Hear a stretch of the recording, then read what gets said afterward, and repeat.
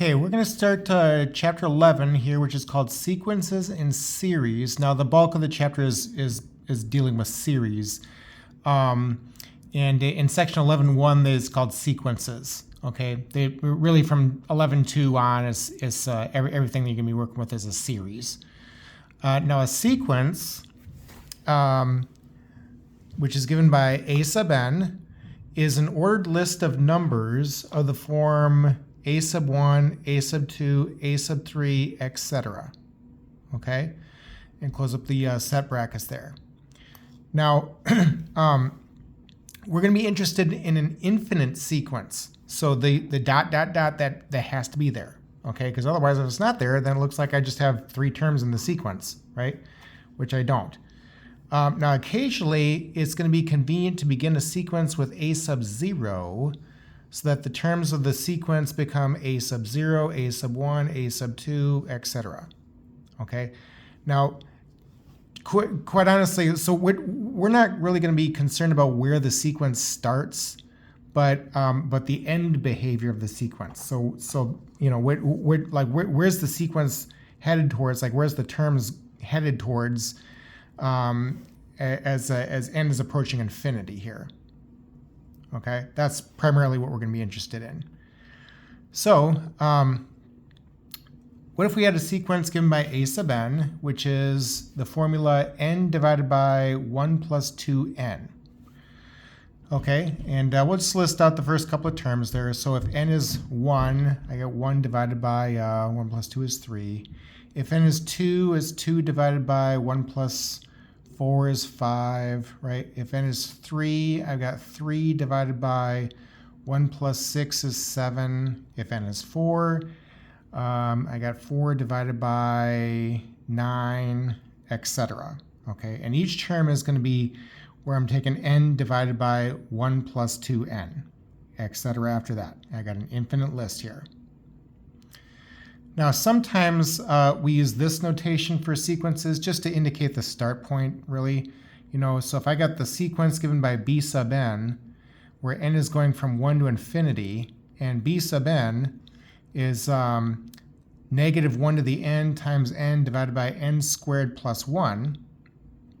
So you can include bounds if you want or not. It doesn't matter. Just make sure that the set bracket notation is there also. So, you know, if I'm starting this at 1, I have 1 times negative 1 to the first power, that's negative 1. And then divided by 1 plus 1 is 2, so negative 1/2, that'd be the first term. If n is 2, I'd have 2 times negative 1 squared is 1. So that'd be 1 times 2 is 2 up top. Divided by 2 squared is 4, plus 1 is 5 down under. Okay. If n is 3, negative 1 cubed is negative 1, times 3 is negative 3, divided by negative 3 squared is 9, plus 1 is 10, right? So negative 3/10, that'd be the third term.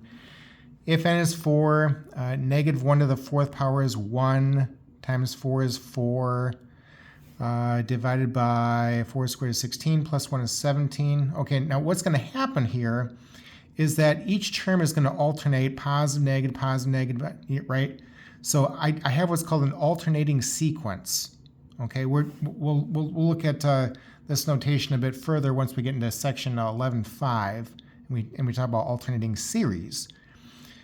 Again, make sure that the set brackets are there whenever you're listing the terms. Okay, if you just have a formula, you don't need set brackets. Okay, now I'll mention that again here shortly. But now you don't always have to start a sequence at 1 or 0. Normally you do, okay? But you can start a sequence at anywhere, because since we're interested in the end behavior, like it's not really going to matter where we start at, you know, because we're interested in where the terms are headed towards. So like here. If n is 3, 3 minus 3 is 0, so that'd be the first term. If n is 4, 4 minus 3 is 1, the square root of 1 is 1, right? If n is 5, 5 minus 3 is 2, so root 2, that'd be the third term. If n is 6, 6 minus 3 is 3, the square root of 3, that'd be the fourth term. If n is 7, 7 minus 3 is 4, the square root of 4 is 2, right, etc. And then I got the general formula here, the square root of n minus 3, and then etc. after that. So what I don't want to do is I don't want to end the sequence after the square root of n minus 3, because then it looks like a finite sequence. I'm not dealing with finite sequences. These are all going to be infinite sequences. Okay, and that's what, you know, a lot of calc books will call this section infinite sequences. So, all right, now the next one, suppose that we have the sequence given by cosine of n pi divided by 6, where n is starting at 0 and we're going to infinity. Okay, so if n is 0, cosine of 0 is 1. If n is 1, cosine pi over 6, that'd be root 3 over 2. If n is 2, cosine of pi over 3 would be 1/2. If n is 4, or excuse me, if n is 3, cosine of pi over 2 would be 0, okay, etc. And what if we have the sequence given by cosine of n times pi, where n is going from 1 to infinity? Okay, so if n is 1, cosine of pi is -1. If n is 2, cosine of 2 pi is 1. If n is 3, cosine of 3 pi, that's the same as cosine of pi, that's -1. And what's going to happen here is I'm just going to get 1 or -1 each time, right?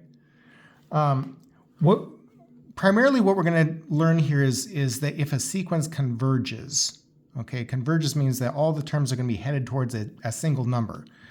Now this sequence does not converge, right? Because I'm just going from 1 to -1, 1 to -1, 1. So I'm not heading towards any one particular term there. Here's another example. They want us to find a formula for the general term a sub n for this sequence. This is an infinite sequence. Now, there's a note there. If a sequence is written using the terms, like I've got here, set brackets must be included. If they're not included, I'm taking points off, okay, because that's bad notation. Otherwise, if a sequence is just given by a formula, okay, like this guy here, you can use set brackets if you want, okay, like I was doing up here, or not, it doesn't matter, okay? It's only when you got the terms listed, the first couple of terms, that you must have set brackets with that, okay? So if I want to find a formula for this guy, let's see, in the denominator, I have powers of 3. Okay, so 3 to the n power would be powers of 3, right? 3 to the first is 3, 3 squared is 9, 3 cubed is 27, 3 to the fourth is 81, right? Now I'm starting the sequence at 1, so I want to make sure I get 4 up top there. Okay, 4 plus 3 is, or excuse me, 1 plus 3 is 4. And also, another thing that I noticed is that this sequence alternates between positive, negative, positive, negative, positive, right? So I just want to make sure that the first term is a positive, starting off with it. If I have -1 to the n minus 1, okay, then if n is 1, I have -1 to the 0, anything to the 0 power is 1. So 1 times 4 divided by 3, that's 4/3. Okay, if n is 2, 2 minus 1 is 1, -1 to the first power, that's negative. 2 plus 3 is 5, so -5 divided by 3 squared is 9.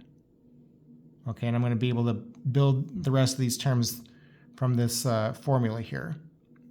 Okay, then -1 to the n minus 1, or -1 to the n, is something you'll see more of, you know, later on once we get into series and talk more about that.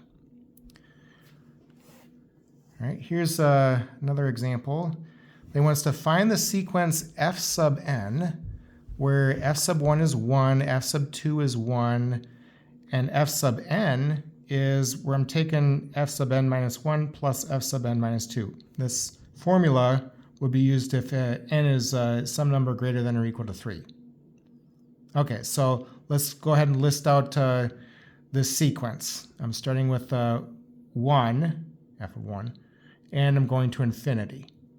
So the first two terms are 1, right? So I got 1, comma 1. And then how I'm getting the next term is I'm supposed to add the previous two terms. So 1 plus 1 is 2. Okay. Then if I continue to do that, 2 plus 1 is 3. 3 plus 2 is 5.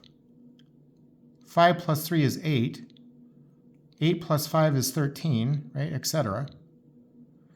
13 plus 8 is 21. Now this sequence is called a Fibonacci sequence.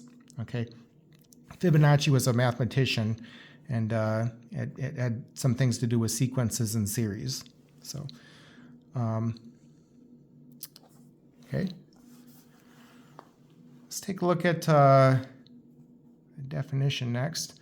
This is an informal definition. So if I have the limit as n approaches infinity of a sub n is a sequence, and that is equal to L, that means that we can make the terms a sub n as close to L as we like by taking n to be sufficiently large. N is approaching infinity. If the limit as n approaches infinity of a sub n exists, right, because sometimes limits don't exist, then we say that the sequence converges. Otherwise, if this limit does not exist, okay, if we get infinity or negative infinity or some, not a real number, then we say that the sequence diverges. Okay, the terms convergence and divergence, those are going to be really important for basically everything that we're doing in chapter 11.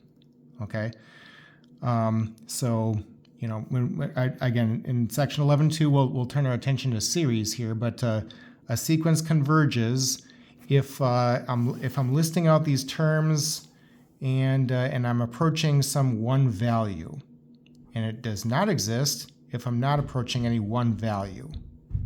Okay, like this guy here. All of our limit laws apply. Okay, and limit as n approaches infinity of a sub n is L, limit as n approaches infinity of b sub n is k. So what I'm saying there is that both of these limits exist. Okay, and so they both converge. One converges to L and one converges to k. And so my limit laws will apply. Okay, limit of a sum is the sum of the limits, limit of a difference is the difference in the limits, limit of a product is the product of the limits, limit of a quotient is the quotient of the limits. Constants can come out of limits, right? All that. Okay.